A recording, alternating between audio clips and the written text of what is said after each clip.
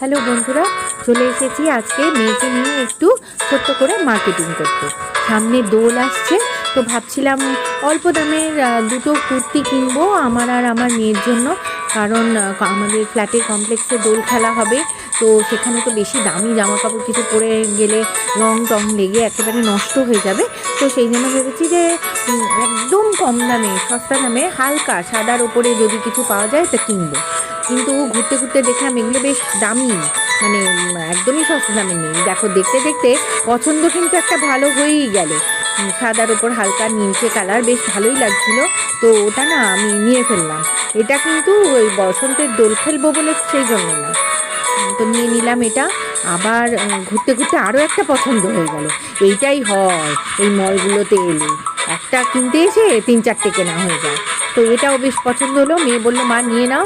তো ট্রায়াল রুমে গিয়ে একটু ট্রায়াল দিয়ে দেখলাম, মেয়েকেও দেখালাম, ভালোই লাগলো। ওখান থেকে বেরিয়ে এসেছি, ঘুরছি। হ্যালো বন্ধুরা, আজকে চলে এসেছি রবিবার ছুটির দিন মা মেয়ে মার্কেটিং সাথে বাইরে খাওয়া দাওয়া। চলো আজকে দেখাবো কি কি মার্কেটিং করছি, কোথায় কোথায় যাচ্ছি। এখন সামনে আছে ম্যাঙ্গো স্টোর, যাবো ম্যাঙ্গো স্টোরে জামা কাপড় কিনতে, দেখি কি পাওয়া যায়। অলরেডি দুটো টি শার্ট হয়ে গেছে, চলো দেখছি। এই দেখো, আমার মেয়েরও পছন্দ হয়েছে, একটা শার্ট পছন্দ হয়েছে। তা আমার অতটা ভালো লাগলো না, ট্রায়াল রুমে দাঁড়িয়ে ট্রায়াল দিচ্ছিল। এটাও আমার ঠিক খুব একটা ভালো লাগে না।